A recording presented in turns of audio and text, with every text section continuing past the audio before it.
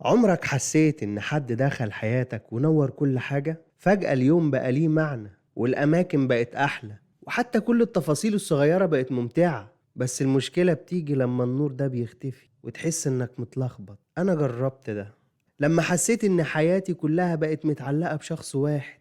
يومي بيبدأ بيه وبينتهي عليه، شغلي وأحلامي وحتى تفكيري كله بقى ليه. ولما بعد حسيت إني مش عارف أكمل، كأن حياتي وقفت، كأن شغفي ضاع، كأن مفيش أي معنى لحاجات كتير كانت بتفرحني.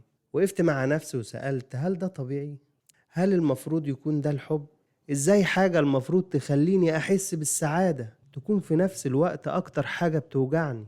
لقيت إن الحب مش المفروض يكون كل حياتك. الحب حاجة حلوة بس مش لازم يكون هو المحور الوحيد. المفروض يبقى عامل اتزان، مش هو اللي يخليك تفقد توازنك. يبقى إضافة مش استنزاف. ومفيش مانع طبعا يكون في حد في حياتك بتبتسم لما تفتكره، يسندك وتسنده، تحس إنك مش لوحدك. بس لما تبدأ تحس إنك مش قادر تكمل من غيره، ساعتها لازم تقف وتسأل نفسك، هو بينورك ولا بيطفيك؟ يمكن الحب الحقيقي هو اللي يخليك تكمل، مش اللي يخليك تضيع. وبس كده.